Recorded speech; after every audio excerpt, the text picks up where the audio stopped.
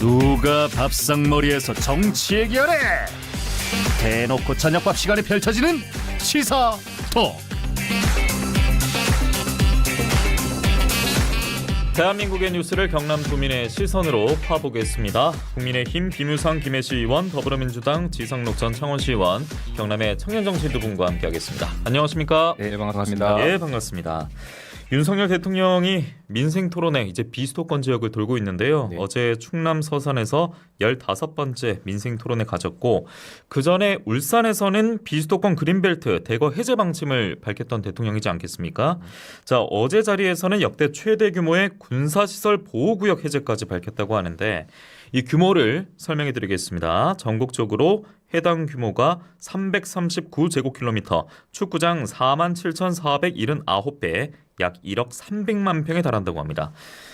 동아일보 사설을 보니까 국토균형 발전 같은 국가적 목표와 상충되는 건 아닌지, 또 제시하고 있는 초대형 정책들이 과연 현 정부 임기 내에 실현 가능한지 이런 점을 지적하기도 하던데, 대통령이 지금 우리 대한민국에 꼭 필요한 대목을 짚었다, 김유상 의원은 평가를 하십니까? 어떻게 보십니까?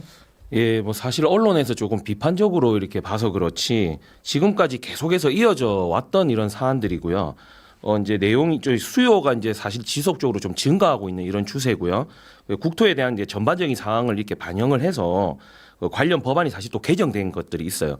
그거에 이제 수순에 맞게 진행 과정에 있는 거기 때문에 대통령이 좀 이렇게 자신 있게 얘기할 수 있는 거다 이렇게 좀 말씀드리고 싶고요. 예. 사실 군사시설 보호구역 같은 경우에는 매년마다 사실 꾸준히 이제 해제를 해왔던 사항들이거든요. 최근 정부까지도. 예, 그렇죠. 그래서 이거 항공지역 해제가 이제 조금 미흡했기 때문에 이런 것들이 관련 법안을 이제 수정을 하고 예. 그 이후에 이제 완화하는 과정에서 사실 보면 좀 엄청나게 많은 것처럼 보이긴 하지만 그 이외의 부분들은 매년 있었던 수준이다 이렇게 좀 말씀드릴 수 있고요. 계속해서 이제 민주당 입장에서는 선거 개입이다. 뭐 포퓰리즘 정책 아니냐, 자꾸 관건 이렇게 선거 아니냐? 예, 관건 선거 아니냐 계속 이렇게 어거지를 사실 쓰시는데 사실 대한민국 휴전국 아니겠습니까? 군사보호시설 해제가 지금까지 변경이 거의 없었었는데 이런 게 단순히 지금 총선 기간에 맞춰서 이렇게 탁 던질 수 있는 이런 사안은 아니라는 것을 다 알고 계실 건데 자꾸 이렇게 쟁점화하는 부분들이 좀 안타깝다 이렇게 말씀 좀 드리고 싶습니다. 네, 그런데 이제 비판하는 입장에서 네. 보면은 시점에 대해서도 물음표를 던지는 분도 있을 것이고 네. 규모도 그럴 것 같습니다. 의대 정원도 마찬가지였고 네. 이번 군사시설 보호구역 해제까지 뭐 그전에 그린벨트도 포함되겠고요. 그리고 이제 군사시설 뭐 해제 이런 단어가 들리다 보니까 네.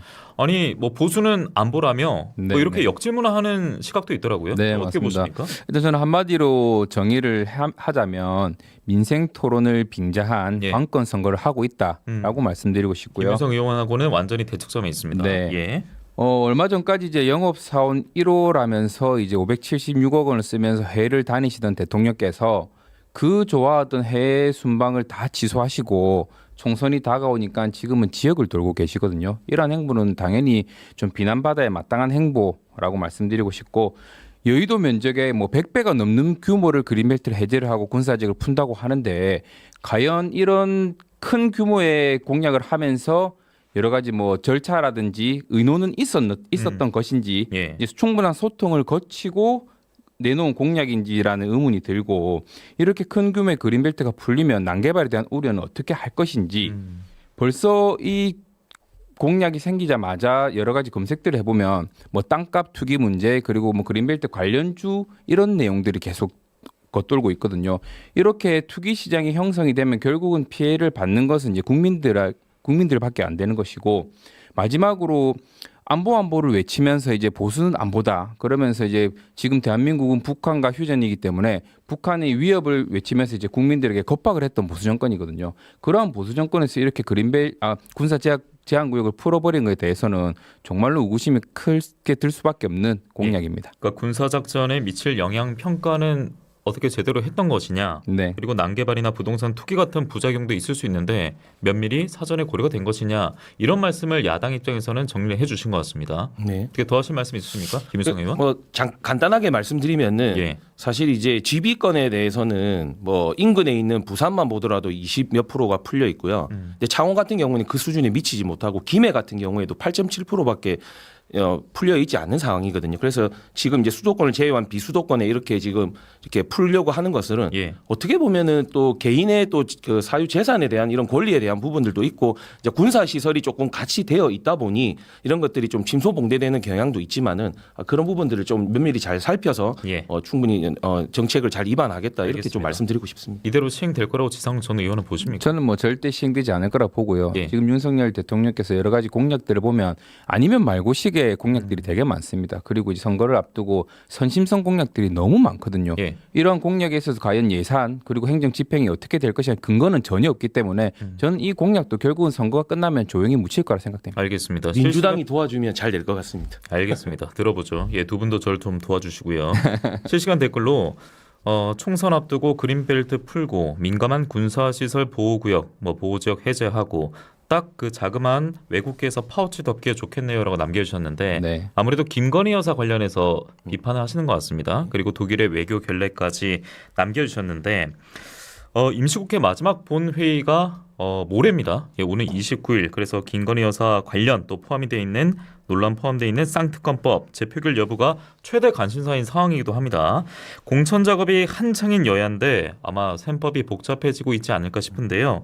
민주당 입장부터 들어보겠습니다. 지금 언론 보도 보면은 공천 과정 속에 뭔가 잡음이 많은 것 같아요. 네. 친명대, 비명계 혹은 친문 구도로 해서 내홍도 엿보이는 것 같고 수습도 필요해 보이는데 쌍특검법 결과를 만약 열었을 때 네. 오히려 야당이 좀 영향받는 결과 나오지 않을까 이런 우려를 민주당 지지자분들은 충분히 할 수도 있을 것 같습니다. 네, 충분히 할 수 있는 예. 걱정이라 생각이 들고 지금까지 공천 과정을 봤을 때는 셈법이 어렵다고 말씀하시는데 민주당은 전혀 셈법을 하지 않고 공천을 하고 있는 것이고요. 국민의힘이 지금 현역들을 한 명도 날리지 않고 보존해 주는 걸 봤을 때는 오히려 국민의힘이 지금 셈법을 하면서 공천을 하고 있지 않는가라는 예. 생각이 가장 크게 들고 있습니다. 예, 현역 불패 경선이라는 지적을 해주신 것 같은데요. 네.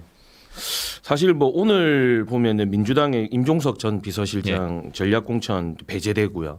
그렇죠? 오늘 전현희 전 또 권익위원장 또 공천 받게 되고 그리고 또 이수진 의원도 공천 받지 못한 상황에서 탈당하고 솔직히 보면은 지금 당내에 잡음이 없을 수가 없는 상황이거든요. 민주당이 이게 그래서 지금 당내에 보면은 어떻게 보면 한 개인을 이 무리나 단체가 이렇게 따르지 않으면은 가감 없이 이렇게 쳐내는 이런 모습들 보면은 대한민국에서 어떻게 보면 지금 가장 의석수를 많이 가진 민주당 아니겠습니까? 근데 마치 이게 개인 종교화처럼 돼가지고 그들의 좀 성경에 뭔가 반한다 이러면은 무조건 이단으로 규정해가지고 날리고 이런 부분들이 사실 저는 이런 사태는 저는 초유의 사태가 아닌가 좀 이렇게 보고 있습니다. 그것보다 오히려 민주주의 사회에서 당내 잡음이 생기는 건 당연한 이치라고 생각이 들고요. 그리고 당내 잡음이 생기는 것은 본인들의 주장을 할 수 있는 여건이 만들어졌기 때문이고 오히려 잡음 없이 정말로 이렇게 깔끔한 것이 국민의힘이 잘하는 것 아니면 정말로 캐비넷이라든지 장악을 잘 하고 있지 않을까라는 생각과 함께 정당에 있는 자유보다는 국민의힘 지금 얼마 전에 우리가 지금 이 주제도 김건희 여사의 특검법이라 부르지 못하고 쌍특검이라고 부르는 것 이유 자체가 언론 제재를 통해서 이런 발언들을 못하게 하는 것 자체가 오히려 정부가 더 자유를 막고 있지 않을까라는 생각이 듭니다. 제가 예전에 항상 방송에서 건전한 잡음 얘기하고 결국 저희는 큰 문제 없이 지금 다 이게 순항을 하고 있는데 대부분이 지금 결과가 나오면 탈당, 결과가 나오면 탈당.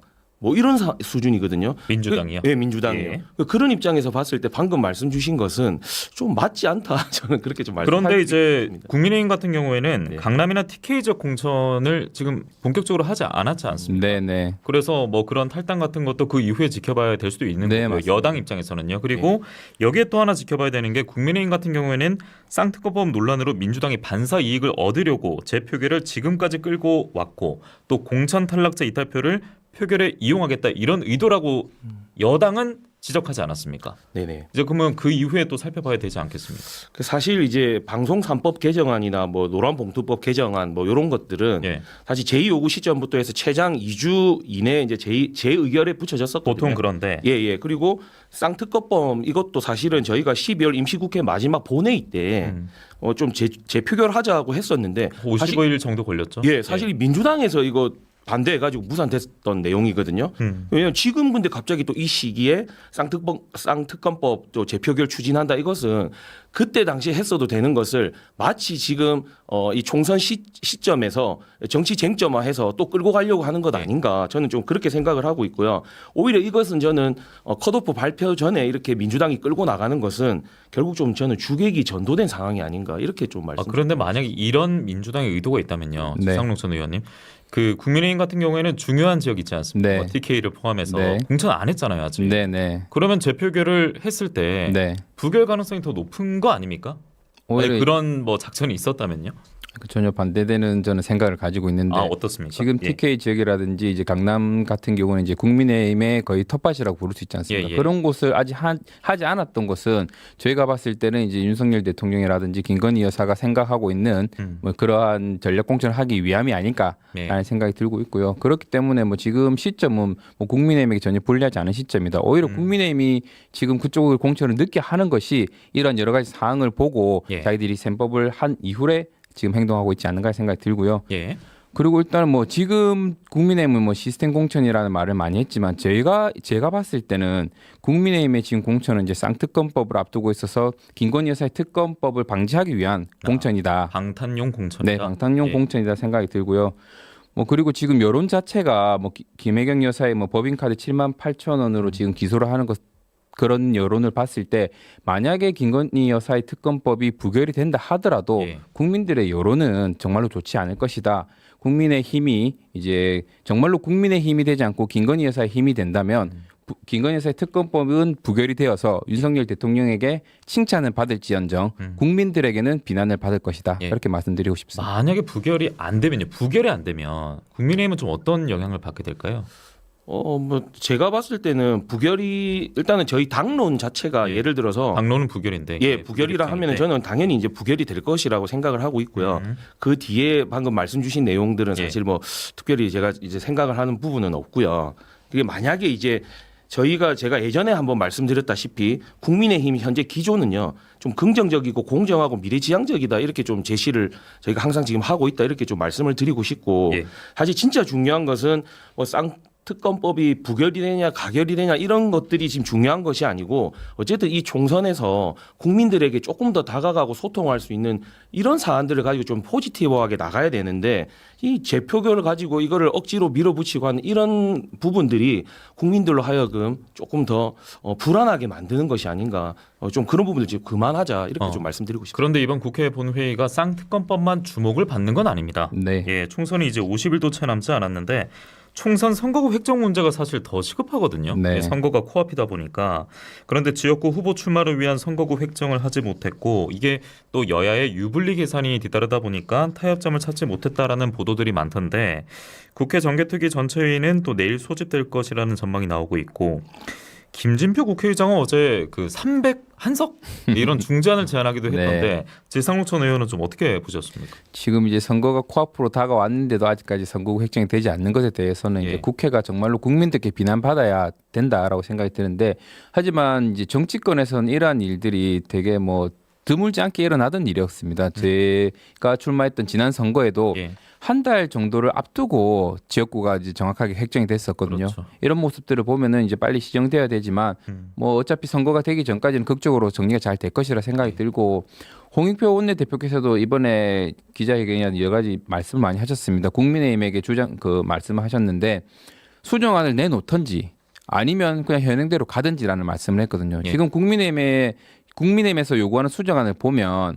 민주당이 유리할 수 있다는 전라도 지역은 한 곳을 없애고 전북 한석 줄이고 네, 전북 한 개 없애고 국민의힘이 유리한 부산은 한 곳 늘리자 이렇게 주장을 하고 있거든요. 민주당은 전북 한석 줄이는 대신에 부산 지역구도 하나 줄이자 뭐 이렇게 했던 네, 겁니까? 아니 뭐 줄이면 똑같이 줄이면 되는데 이제 국민의힘 입장에서는 국민의힘이 불리한 쪽은 한 개 없애고 우리가 유리한 쪽 한 개 늘리자라고 늘리고. 하고 있기 때문에 되게 아직 조율이 안 되고 있는 것입니다. 그렇다는데요. 네, 김혜성. 사실 이제 이게 사실 도저히 저는 합의점이 찾아지지 않았을 경우에 저는 사실 이제 국민들에게 좀 양해를 구해서 예. 우리 의견 나왔던 것 중에 비례 한석을 줄이고 그것을 뭐 전북 의선으로 사실 전환해도 되는 문제였거든요. 근데 그러면 좀 여론의 그렇죠. 압박이라든지 그래서 부담감은 충분히 어떻게 양해를 구한 뒤에 예. 어차피 지금 합의 도출이 이루어지지 않고 있기 때문에 그런데 그런데 뭐 갑자기 부산 지역구 한석을 줄이자 또 뭐 아까 말씀 주셨지만 국회의원 한석을 늘리자 이 시대적 흐름에 맞지 않는 이런 주장들을 사실 좀 하고 계셔서 좀 안타깝다 이런 말씀을 좀 드리고 싶고요. 예. 사실 아까도 말씀 주셨지만은 이 사건의 발단은 전북 인구가 사실 줄어들어 가지고 10석에서 9석이 되면서 한석이 줄어들게 되면서 이 사건이 일어나게 됐거든요. 그래서 사실 10석을 그대로 유지하고 싶은 것은 사실 민주당의 마음 아니겠습니까? 근데 결국은 저는 제가 봤을 때 28일 날 정계특위에서는 별다른 저는 소득이 아마 없다고 저는 생각을 하고 있고요. 당장 내일은요. 예. 그리고 국회 본회의 갔을 때 결국 이제 뭐 서울하고 전북에서 한석이 만약에 줄어들게 되면은 인천하고 경기에서 또 한석이 늘어나게 될 것이다. 저는 그렇게 생각은 하고 있는데요. 이게 또 문제가 있는 게 이 원안대로 가면은 예. 강원도 같은 경우 있지 않습니까? 속초, 철원, 화천, 양구, 인제, 고성이 하나로 묶이게 돼요. 이 엄청난 기형적인 공용 지역구가 생기게 되거든요. 사실 이 여소야대 전국이지 않습니까? 이 전국에서 지금 누가 목리를 부리고 있는지는 저는 국민들께서 잘 판단해 주시리라 이렇게 믿고 있습니다. 예. 김진표 국회의장 301석 제안은 좀 어떻게 보십니까? 예, 비례대표 줄이지 말고 지역구 한석 늘리자. 지금 저희 당 입장에서도 예. 국회의원 수를 정수를 줄이겠다라고 지금 하고 있고 국민들의 그런 니즈를 반영하고 있는 입장에서 의장이 목리를 부리고 있는 거네. 한석을 늘리자는 것은 정말 시대착오적인 발상이 아닌가 예. 이렇게 말씀드리고 싶습니다. 국민의힘 저는- 김일성 의원의 저는 발언이었고요. 반대로 뭐 국회의원의 수를 더 늘려서 기득권들을 더 줄이면서 하는 것이 오히려 더 바람직하다고 생각이 들기 때문에 네. 네. 알겠습니다. 두 분의 말씀 들어봤고요. 쌍특검법 그리고 김진표 국회의장의 뭐 중재안 발언 때문에 또 선거구 획정 문제도 더 지금 촉각이 곤두서 있는 상황이기 때문에 저희가 관련 사항 짚어봤고요. 모레 이어지니까 뭐 이 내용은 그 다음 주에 저희가 정리되는 대로 살펴드리도록 하겠습니다. 이제 잠시 후 전하는 말씀 듣고 올 텐데요. 총선이 이제 43일 앞으로 다가왔습니다. 그래서 관심을 가장 많이 받는 지역, 뭐 지역구 선거구 하면은 아무래도 낙동강 벨트에 포함이 될 것이고 그중 우리는 양산 을에 대해서 살펴볼 텐데 전직 경남 도지사 간의 맞대결이 예정돼 있지 않습니까? 그래서 특히나 어제 또 동시에 두 예비 후보가 1호 공약을 발표하기도 했어요. 그래서 그 내용은 어떤 것이고 어떻게 평가하는지 경남 청년 정치인 두 분 전하는 말씀 듣고 와서 평가 들어보겠습니다.